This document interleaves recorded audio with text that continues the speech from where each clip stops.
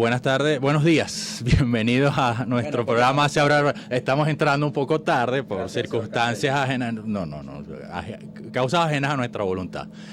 Bienvenidos a TNO Radio, su programa Se Abre la Rueda. En la dirección general, Rafael Casella, Ingeniería en Sistemas, Antonio Calderón, Coordinación de Sistemas, Carolyn Méndez. En el controles técnicos, la que hace magia y sigue siendo magia, Bárbara Caguán, y en las redes sociales nuestra querida Cristina Ford. Vamos a identificar la radio, ya venimos con un invitado, como siempre, muy especial.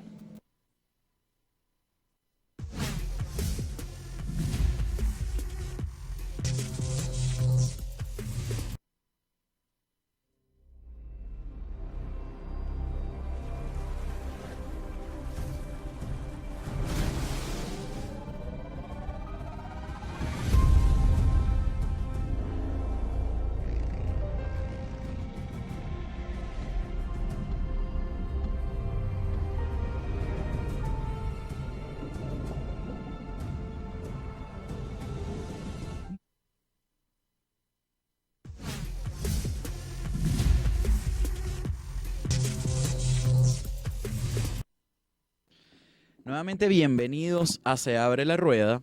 Hoy contamos con un invitado, como siempre dice Fernando, pero hoy vamos a poner un invitado de postín, porque Samuel Villegas es un profesor que se ha estado reinventando constantemente. Primero ingeniero mecánico, ya dice que no lo es. Ya dice que no es ingeniero. Después se fue a estudiar finanzas para el IESA, ya dice que no las estudió también. Y ahora que se estudió, pero que tampoco. Exacto, que ya no las practica. Ahora prácticamente se dedica al yoga, al budismo.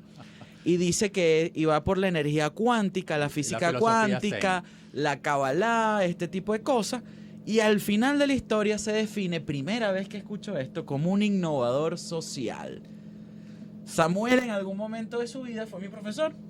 Y nos hemos reencontrado por, vamos a llamarlo, dado que estamos más o menos en el tema energético, por causalidad. Samuel estuvo muy relacionado con las finanzas de Venezuela, con Econinvest. Resulta que es primo de mi gran maestro y espero que en algún momento vea este programa, Juan Carlos Carballo, también del gran Germán Sifontes, grandes amigos como José González, Gabriel Osío, saludos Gabo, que siempre nos sigue y nos ve. Bueno, Samuel, bienvenido. Y en este merequetengue, como dicen, nos dijiste y gracias, que somos muy respetuosos y que eso de que rompemos paradigmas nada que ver, que Seth Godin y tú son más duros. Bienvenido, Samuel. Bueno, muchas gracias por la invitación. Causalidad sobre todo, sincronismo por el otro lado, todo eso combinado es lo que de alguna forma todos llegamos a concluir, que es efectivamente lo que uno hace en la vida, ¿no? Lo que uno debe hacer en la vida. A ver, ciertamente grato haber recibido esta invitación sorpresiva, no me la esperaba. Nos conocimos, Fernando, en unas circunstancias muy curiosas en el programa de Pedro Pensini, digamos, donde me acusó Pedro Pensini de hacker. De que eres un hackeador. De que soy un hackeador. Saludos, Pedro. Pero un hackeador bueno. Sí, ayer le avisé. Lo dijo él en ese programa. Le dije a Pedro ayer que iba a estar en este programa y me dice, bueno, aclara lo del hacker, ¿no? Bueno, y lo invitamos también a que venga pronto, Seguro, cuando quiera. Cuando él quiera. Y bueno, efectivamente esta sorpresa quisiera que la aprovecháramos, como ustedes mismos me indicaron, siguiendo un poco esa tónica que busca de alguna forma romper paradigmas, ser un poquito irreverente de cómo se hacen este tipo de experiencias que ustedes están practicando, donde lo que dije desde el punto de vista de ser un poquito más irreverente no es que no lo sean, sino que efectivamente yo creo que ya el mundo está un poquito fastidiado y cansado de los formalismos, que de alguna forma son importantes, pero que también son unos grandes bloqueadores de muchas, digamos, energías que de alguna forma cambian las cosas y que a veces efectivamente se hacen muy difíciles por ese formalismo, esa pose, esa magistralidad de las cosas que las respeto, durante años la practiqué y después me quité la corbata, después me dejé de eso y bueno, etcétera. Yo me la sigo poniendo de vez en cuando. Claro, tiene su, dependiendo de las circunstancias, que es lo que uno tiene que tener. Código, ¿no? Entonces, claro, entonces, digamos... Pero podemos hacer finanzas sin corbata. Bueno, mira, fíjate tú, yo la empecé a hacer hace años con Montblanc, tirantes y Armani, ¿no? En esa época, digamos, en los 90, cuando uno podía darse esos lujos. Eras un yuppie, Era un yuppie. En aquella época no existía el Metroman, pero yo fui uno de los primeros Metroman, etcétera, etcétera. Digamos, porque me vendieron esa idea del sueño americano y yo me creí esa historia y ese cuento. Aquí en Venezuela, ahí en Venezuela. No, yo estudié afuera, digamos, precisamente para poder entenderlos y cómo es que se es un Metroman y cómo ese tipo de cosas. Entonces, entre el MIT y Wharton University, cosas de ese tipo, uno aprendió de alguna forma cómo ser Metroman, ¿no? Y todo ese tipo de cosas. Y viví ese sueño americano que siendo ficticio, de todos modos te permite alguna perspectiva de cómo entender por qué la gente cae en esa trampa y efectivamente, pues, qué produce caer en esa trampa desde el punto de vista de aprendizaje. Entonces, y en Venezuela, Samuel, ¿qué pasó para que Samuel Villegas haya transitado esa línea del tiempo desde ser un yuppie, formar a personas tan brillantes como Germán Sifontes, como Juan Carlos Carballo, que es tu primo, y después darte la vuelta y terminar siendo hoy un innovador social en esta Venezuela, donde todo el mundo lo que dice es: voy a romper el vidrio porque me voy, apaguen las luces y el que se quede? De hecho, ayer tuvimos una experiencia bien íntima con muchos de nuestros clientes en Interbono Casa de Bolsa, y lo más gratificante de la experiencia es ver cómo cuando tú tienes empatía y cercanía con el inversor o con la persona, se rompen esos paradigmas. ¿Cómo tú lograste romper los paradigmas y cómo podemos romperlos entre el fintech, la tecnología? Es algo nuevo, ya viene hace mucho tiempo, y cómo traerla para Venezuela. Porque, por ejemplo, y te lo dejo allí porque tú trabajaste en este mercado, a la Bolsa de Valores de Caracas, con todo cariño y respeto, pero el fintech lo tienen muy lejos. Ok, la historia sería más larga que una cadena de estos señores que se encadenan, para no entrar en muchos detalles y no traer esa mala vibra al programa. Pero básicamente, a ver, las circunstancias bajo las cuales uno vive, de alguna forma, no las eliges tú, y si las eliges no lo haces conscientemente. Y bueno, me fueron llevando paso a paso por el rumbo de la ingeniería, de que una época de mi vida, digamos los 10 primeros años de profesional a la ingeniería, me encantó, me gustó y me fastidió muy rápidamente, y dije, no, esto no era para mí. Hice lo que hice desastres con todo lo que hay que hacer en ingeniería, en el buen sentido de la palabra, pero me di cuenta que efectivamente lo mío de alguna forma apuntaba más en aquella época, a los negocios, a ese sueño de hacerse grande, famoso y millonario. O sea, de alguna forma esa idea preconcebida. ¿Y lo lograste? Sí, lo hice. De hecho, es lo que iba a contar justamente. Yo lo logré, me empeñé, como bien Tauro, los que creen en ese tipo de cosas. Yo no es que crea tanto, pero soy terco y obstinado, y lo logré, como efectivamente en mi vida me he puesto terco a conseguir las cosas. ¿Qué fue lo que hice en aquel momento como gran proyecto? Las famosas computadoras Acer, que hicieron un boom en Venezuela por allá por la época de los 90, y bueno, yo soy el culpable de eso, junto con mi hermano y amigo Alexander Elorriaga, que venía de una experiencia de haber traído Epson a Venezuela, mi hermano y amigo Nelson Monroy, que también está relacionado mucho con la parte financiera, ex Citibank en aquella época, amigo de Germán, etcétera, etcétera. Luis Aulestia, que lo mencionó también, amigo de la universidad, físico puro, que también se dedicó a la publicidad en aquella época. Hicimos Fernando Martínez Mótola, o sea, ahí estuvo un grupo completo de panas, como llamamos en la Universidad Simón Bolívar, en este caso, la mayoría, y todos nos dedicamos de alguna forma, dejamos lo que teníamos como base fundamental, ingeniería, física, etcétera, un poco a mirar el tema de los negocios, por ese sueño americano. Entonces, ese sueño americano, ese sueño de ser famoso, ese sueño de ser rico y poderoso, de alguna forma calcó en nosotros, de alguna forma nos marcó. Y efectivamente me dediqué a aquello y logré, en cuento muy corto, un imperio en 3 años, un emprendimiento de los 43 emprendimientos que llevo en mi vida, los llevo contados, de personales. 43 Sí, en tu 43. vida. Y los puedo contar efectivamente, pues dice, bueno, wow, ¿cómo tantos? Bueno, la explicación es muy simple. 4 de ellos fueron exitosos, 39 fracasados, ¿no? Entonces, justamente, por eso que fueron 43. Y el fracaso lo vamos a explicar ahorita. Entonces, esa experiencia de Acer a mí me marcó para siempre, porque si bien hice muchísimo, eran los 2-3 años, o sea, batimos a IBM, a Compaq, a HP, la sacamos literalmente del mercado venezolano, nos expandimos a Colombia y a México, y se me generan vender, digamos, 1 millón de computadores en un año en aquella Venezuela de los clones, etcétera, etcétera. ¿Qué pasó? Pasó que vino una disrupción, que es como surgen todos los emprendimientos. Voy a enfatizar en el programa que yo no creo en las ideas y en los planes de negocio emprendedores. Eso es un absurdo, y eso efectivamente, con todo respeto a todos los colegas que lo hablan, podemos debatirlo muchas veces, como lo he debatido varias veces. No existen las ideas emprendedoras. Existen las oportunidades de emprendimiento, que es otra cosa, y la ideación como proceso de buscarle una solución a esos problemas emprendedores. Ya hablaremos de eso en el programa porque es parte de lo que yo practico. Pero vamos, un momentico, Samuel, vamos a identificar la radio para que nos podamos expandir bien en Dale, este tema no. y tocar muy importante el tema inversiones. Y excelente, es que para allá voy, justamente. Y acaba de darle duro al emprendimiento. Duro. Como siempre aquí, controversiales. Vamos a comerciales.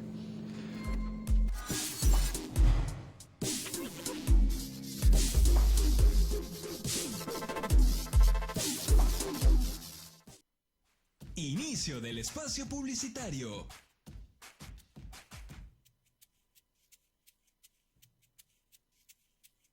Yacht Center. 40 años en la Marina Deportiva de Venezuela para la compra de su barco nuevo o usado. La más amplia gama de productos, repuestos y tecnología de punta para navegación. Yacht Center, representante exclusivo para Venezuela de Hatteras, Prestige, Meridian y Cabo. Yacht Center, para disfrutar el mundo del mar. Posada Amada Mía, en Tucacas, Morrocoy, Estado Falcón. Disfrute las mejores playas y luego descanse en nuestras cómodas habitaciones con baño privado, aire acondicionado y TV cable. Tenemos estacionamiento propio y un área social al aire libre con parrillera. Estamos a 7 minutos del Parque Nacional Morrocoy y muy cerca del área comercial. Síganos en Instagram y Facebook, @Posada Amada Mía. Ahí podrá chequear los testimonios de nuestros huéspedes asiduos, los cuales son nuestra mejor recomendación. Posada Amada Mía, su mejor opción en Tucacas, con ambiente familiar y atendida por sus propios dueños. Reservaciones al 0412-272-3838. Posada Amada Mía, la delicia de las posadas en Tucacas, Estado Falcón. Fin del espacio publicitario.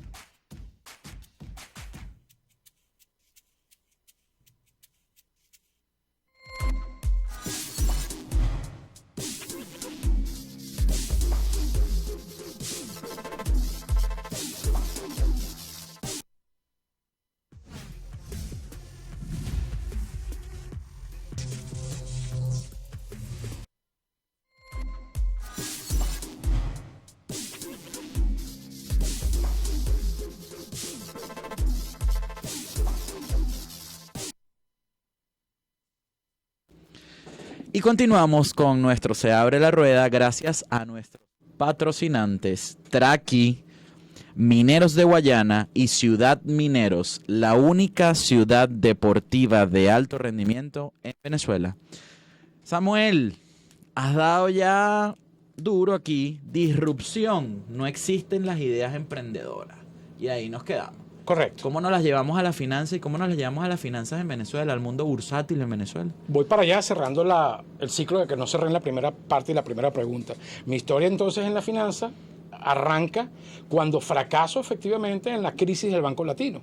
En aquella época nos alarmábamos y nos jalábamos los pelos por 86% de inflación, llegó a tener creo que hasta 108% en aquel momento de esa crisis de las corridas bancarias. O sea, no es la primera vez que Venezuela tiene inflación. Por Dios, es que la gente tiene muy poca Eso, memoria. qué bueno. Y yo la viví y la viví tan duro que yo casi fui a la cárcel. No, Y en tu época, yo la viví también. José era un niño, y pero en yo tu la viví época igualito también. habían esas personas que querían secuestrar la opinión y la dictadura de la opinión del experto en decir la inflación será de 10 millones% y después le pulían la bolita de cristal y decían, ay, me equivoqué, no va a ser de menos de 1 millón. Bueno, Samuel. Ahí va la explicación por la cual me dediqué a las finanzas, justamente. ¿Por qué lo hice?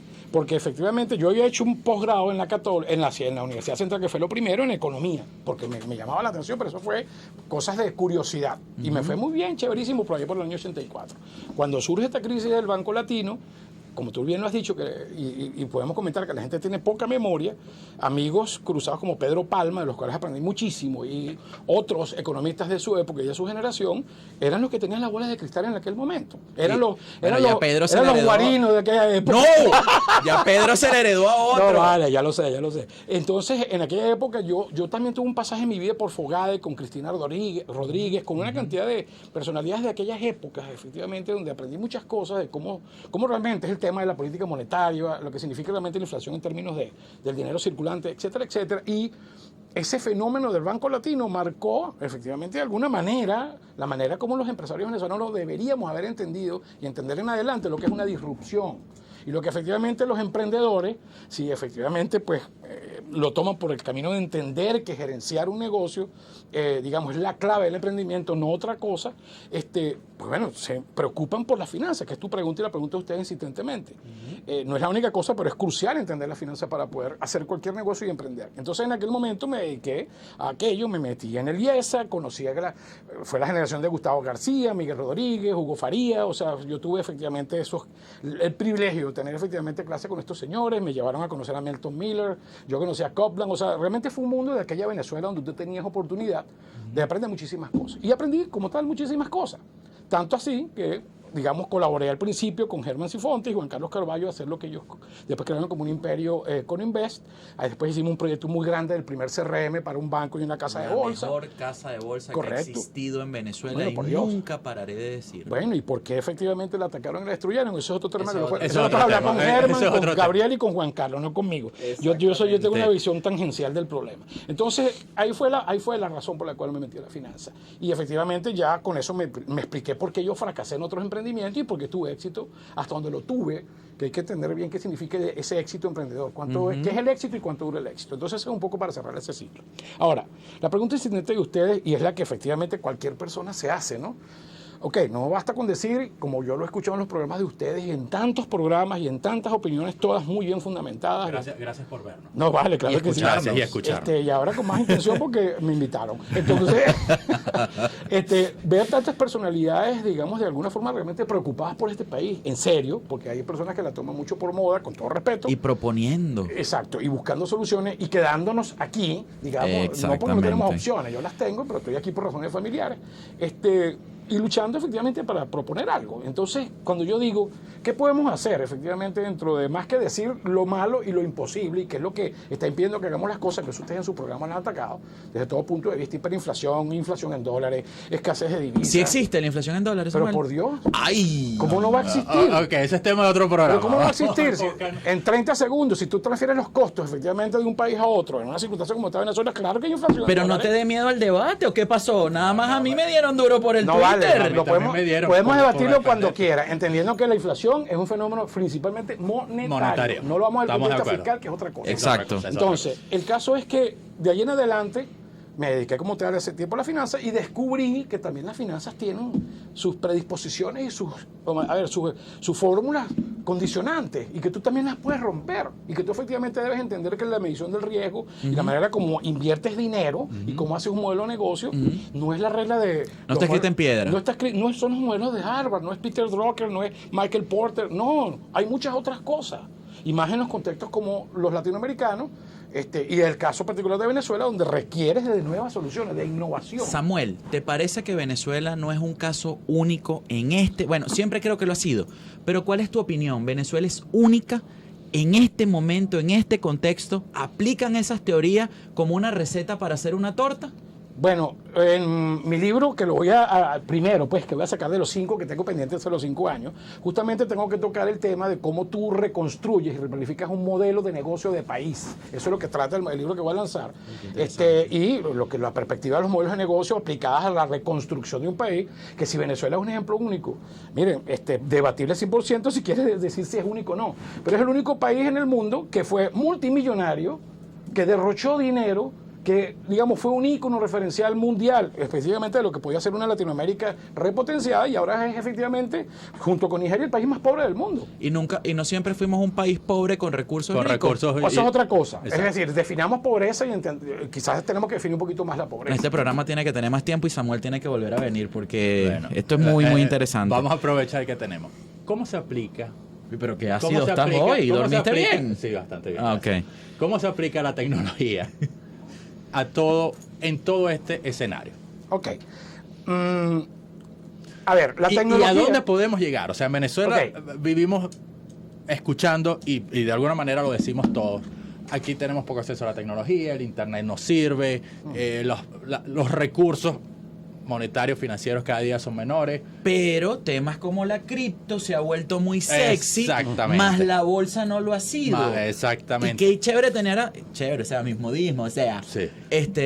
Qué chévere tener a Samuel acá, porque Samuel comprende los dos mundos y es Así es. bisagra de los dos. Así ¿Cómo es. hacer bisagra entre los dos, Samuel? Bueno, ahí es donde viene la insistencia de Fernando, que tiene toda la razón, el rol de la tecnología. La tecnología, desde la primera piedra que le lanzó un prehistórico, digamos, a alguien que se lo iba como un pterodáctilo, eso es un mensaje, ¿no? O sea, le tiró una pedrada, mira, cuidado con el animal ese que te viene a comer.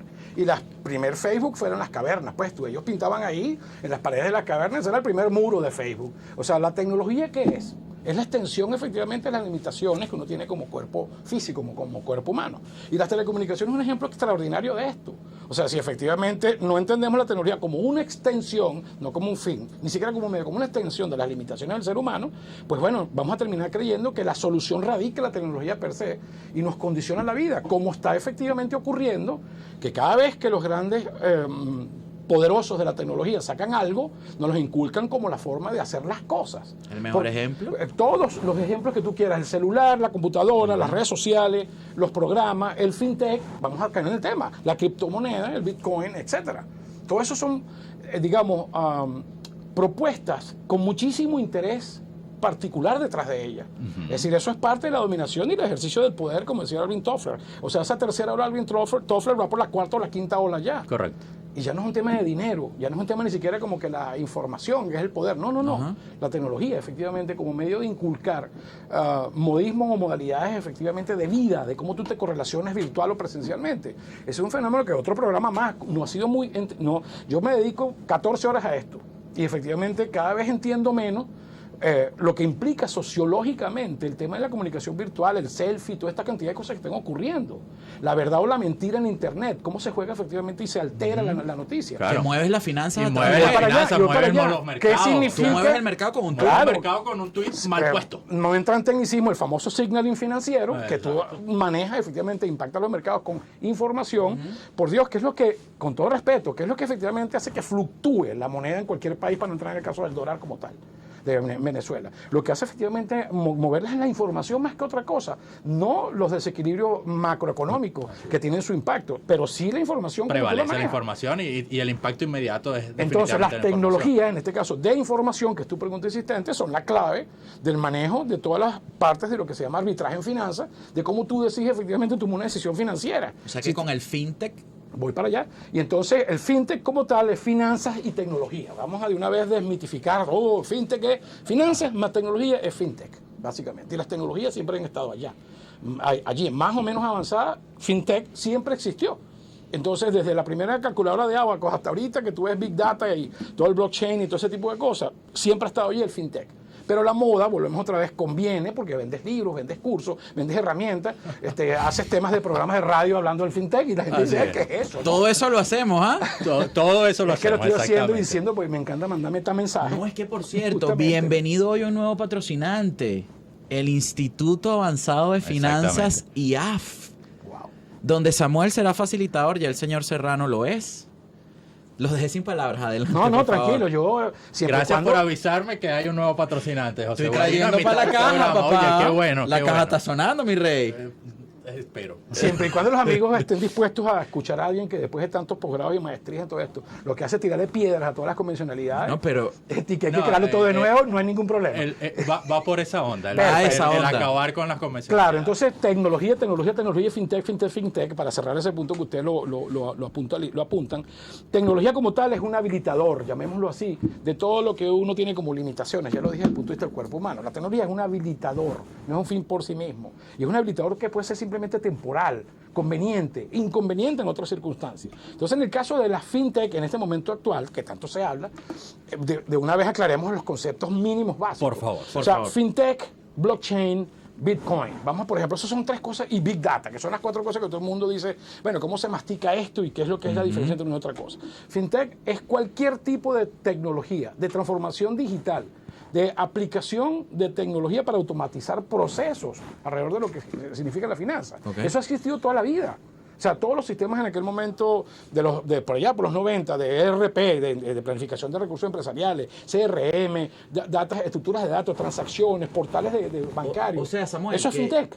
el CIBE, por ejemplo, en la Bolsa de Valores de Caracas, Sistema Interconectado Bursátil Electrónico, es fintech. Eso es fintech. Excelente. Finanzas más tecnología es el habilitador que permite que tú mejores lo que significa la transaccionalidad, Transabilidad. la información alrededor de las finanzas, que es crucial. Ya lo dije ahorita, el arbitraje y menciona depende también de eso. conceptos como buenos gobiernos, como... Para allá voy. Justamente el tema es que todo el tema regulatorio, todo el tema de seguridad, todo el tema de las transacciones, todo el tema de los costos de intermediación. Por ejemplo, el fintech como tal siempre ha sido un tema que apunta a optimizar minimizar los costos transaccionales. Eso toca definitivamente la parte de intermediación. Y efectivamente la parte de intermediación le estás tocando el bolsillo a los grandes poderes que hay detrás de la finanza. Entonces, ahí es donde viene el tema. Ahora vamos después al blockchain y al Bitcoin, porque hay tanta oposición y dificultad para que el blockchain fluya y el Bitcoin como tal sea una alternativa tipo patrón oro, pero de otras circunstancias de la moneda que efectivamente... Y lo ves viable, Samuel, porque... Totalmente, pero el problema político ahí y económico va a ser la clave. Si las criptos se activan, yo siempre me he confesado un no seguidor de las criptos por múltiples razones, pero también tiene un fundamento que si las criptos se activan, el negocio bancario se acaba y la política monetaria también. La política monetaria más que el negocio. negocio. Lo acabas de decir y eso es bien simple de entender. O sea, a mí no me toca mi escapulario, pero puede ser profano lo que tú quieras, pero no me toca mi escapulario. Por favor. Yo pienso que es básicamente que tocas la finanza. Lo que hizo Fernando diciendo que había inflación en dólares, tocó escapulario. Claro. Escapulario. No es un tema sagrado, no lo digas. Hay básicamente, pero hay básicamente, estamos tocando las finanzas de los bancos centrales. Política monetaria. Política monetaria como tal. Y eso es quitarle poder a los realmente poderosos. Y a los estados. Definitivamente. Independientemente de las críticas, que yo también las tengo, tú lo sabes, con el tema de las cripto, hay un tema de la cadena del blockchain que funciona de una manera diferente y que no necesariamente es con la cripto. Es que es como está como en contraposición y Samuel nos está haciendo así como que tiene razón, porque Visa está invirtiendo en tecnología blockchain, Mastercard, BOFA, todos. Pero por cierto, el blockchain no es solamente financiero. No es solamente financiero, el blockchain tiene que ver con democracia, con inclusive modelo político. Hay gobiernos que se con están educando. Suecia. Bien, cambio de la educación vía blockchain. Juño. O sea, hay temas, ya lo están probando en Bélgica. O sea, eso no tiene nada que ver con el tema de la moneda y la parte financiera. Porque ya que mencionaste, voy con el segundo concepto, blockchain, acabas de mencionar, voy a aprovecharme lo que ustedes dicen para aplicarlo a raíz de lo que ustedes dicen. Un banco central tiene un rol dentro de una economía como tal, de un país como tal, ¿no? O sea, es efectivamente quien de alguna forma hace como el clearing house, el que maneja efectivamente la transaccionalidad. El deber ser. El deber ser, pues. No perdón. Venezuela. Exacto, tienes razón. Y entonces, blockchain es también un concepto muy viejo. El blockchain elemental, de una manera muy elemental, es simplemente el registro como tal, simplemente que en este caso es digital, de cada transacción que hay disponible dentro de un universo transaccional que tú limitas. Digo, hay capacidad en este medio, en este ecosistema de hacer 3.000 millones de transacciones en los próximos 10 años. Y eso van a estar codificados digitalmente de esta manera y no se pueden repetir, digamos, cada una de estas transacciones porque no es auditable.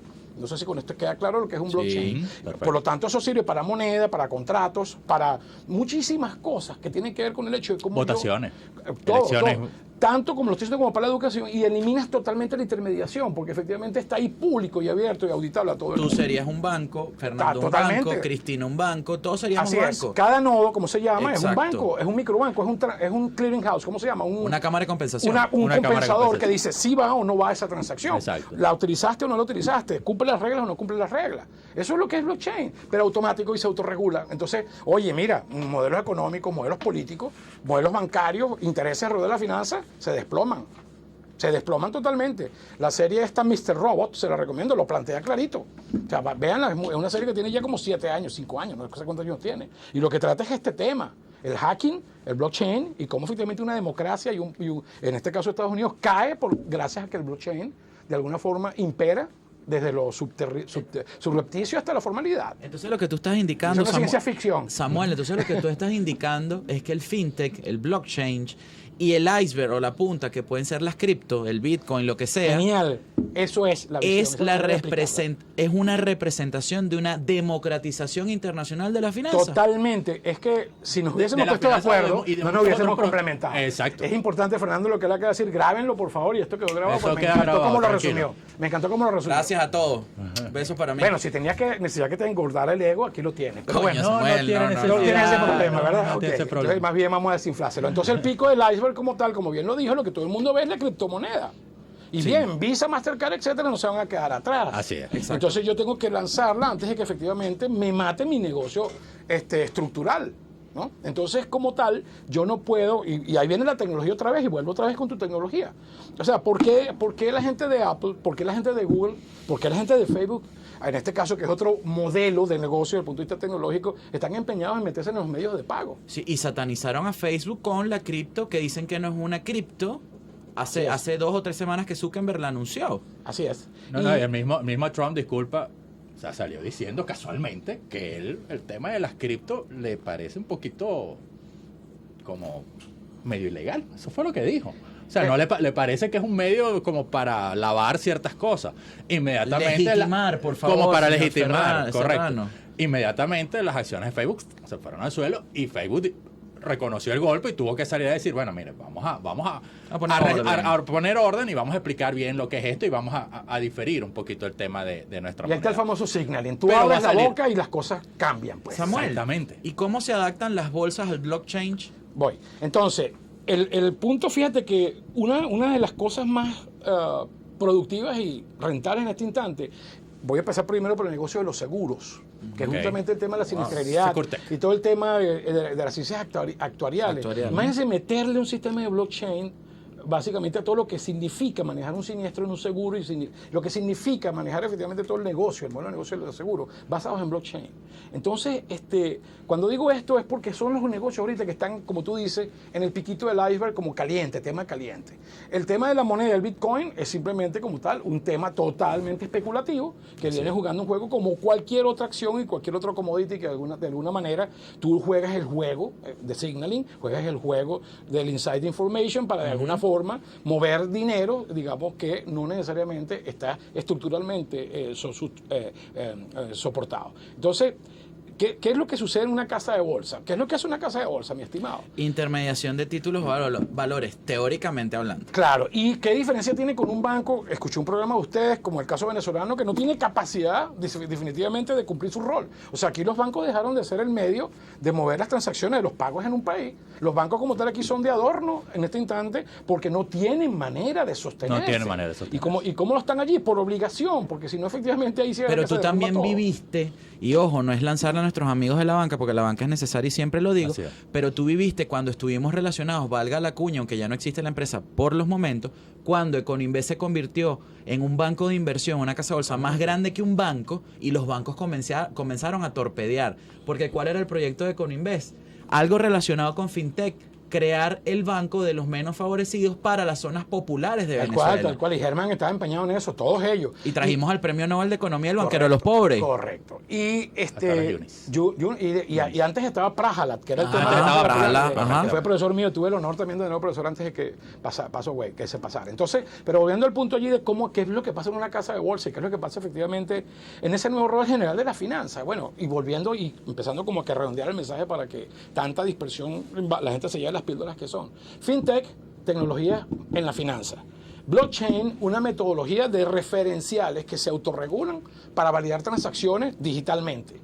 Bitcoin, me encantó como lo dijo, el pico del iceberg, lo que está caliente porque es lo que tú tienes acceso. Compro y revendo, hago transacciones o no con moneda virtual.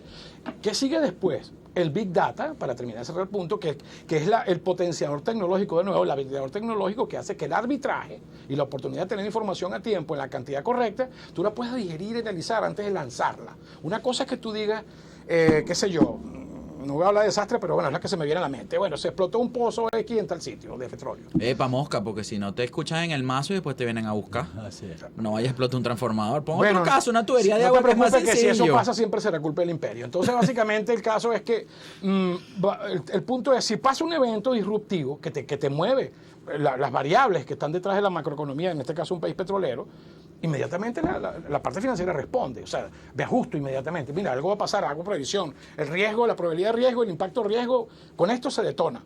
Entonces, en ese instante, ¿qué hago? Bueno, yo si lo agarro inmediatamente y no analizo toda la información relacionada, suelto algo impropio, inadecuado, con o sin intención. Si yo tardo 5 minutos y analizo esa Big Data y la pongo efectivamente con escenarios y simulo automáticamente qué es lo que puede ocurrir en caso Y, Z, K, tengo capacidad inclusive de mover ya a conveniencia la información. El Big Data juega ese papel. Tiempo real, grandes capacidades de información, todo lo que efectivamente significa en el instante como tal, tomar una decisión basada en que tiene la información correcta. Eso es Big Data. Si mezclan las 4 cosas que tiene, un cambio radical del modelo de negocio financiero, pero también transaccional, también de los startups. Exacto. Y ahí es donde viene el rol de la casa de bolsa. Si hay que hacer corte, avísame y seguimos. No. Ya, el corte para despedir. Pensé que era el corte para seña. despedirnos. No, Samuel, de verdad que redondeaste excelentemente el tema. Esto da para otro programa. Vamos a tener otro programa, por supuesto. ¿Te parece si es la próxima semana de una vez? Si ustedes quieren, ya que Sí, está caliente para el darle tema, De una vez continuidad. vamos a darle Chance. continuidad De a una este vez. tema porque hay bastante donde dar, entonces ya saben, todos invitados para el próximo jueves Además, a las 9 de la mañana. tenemos una sorpresa. Porque dado Gracias, yo todo, también la tengo. Dímela. dado todos los comentarios de nuestra audiencia, que es una audiencia heterogénea, hemos logrado democratizar muchos temas, que es lo que queremos, la llegada a la información de una manera tan explícita como la tuya y tan pedagógica. Vamos a tener 2 horas de programa de Se Abre la Rueda. Muy pronto lo estaremos anunciando. Ok, gracias. Habrá un cambio de horario para que sea más cómodo y le lleguemos aún a más personas. Es que hoy traje sorpresa. Te sorprendí. Está sorprendiendo. Por cierto, ayer 31 de julio fue el día de San Ignacio. Felicitaciones a todos los ignacianos que están dentro y fuera de Venezuela. Y feliz inicio de agosto. Feliz inicio de Muy agosto. importante. Y como decía San Ignacio, y con esto cerramos, en todo amar y servir. Samuel, te dejo el micrófono y despedirá al señor Serrano hoy sorprendido, estremecido. En mi obsesión por cerrar los mensajes que uno da, quedó uno muy importante. Emprender e innovar en Venezuela, apoyado en tecnología, en este caso disruptiva. ¿Es viable, es factible? Bueno, depende efectivamente de cómo planteemos los modelos de negocio. Lo es o lo será. Tenemos que empezar por desmitificar esa gran onda bonita de emprendimiento y entenderla en la perspectiva correcta. Tenemos que entender que la innovación no es tecnología nada más. Es correcto. Existe innovación social, de la cual también hablaremos en un momento, y un modelo de semana que país, viene, y sí. un modelo de país viable tiene que ver con esa innovación social, en un principio, y que gire todo alrededor del ser humano. ¿Y será que estamos en el momento preciso y esa respuesta Totalmente. es para ti, para la próxima semana, de hacer innovación social en Venezuela o ya la estamos haciendo? La estamos haciendo sin mayor conciencia, pero lo estamos haciendo, y esa es la clave de la recuperación de este país. Vamos a ampliar eso la semana que viene. Identificamos la radio, la dirección general Rafael Casella, Ingeniería de Sistemas Antonio Calderón, coordinación de sistemas Carolyn Méndez, en los controles técnicos. Hoy haciendo magia nuevamente, Bárbara Caguán y Cristina Fora aquí soportándonos. A nombre de nuestros anunciantes, Traqui Mineros de Guayana y Ciudad Mineros. la única ciudad deportiva de alto rendimiento en Venezuela. Dicho esto, Señores, cerrada la rueda. Viento y marea para todos.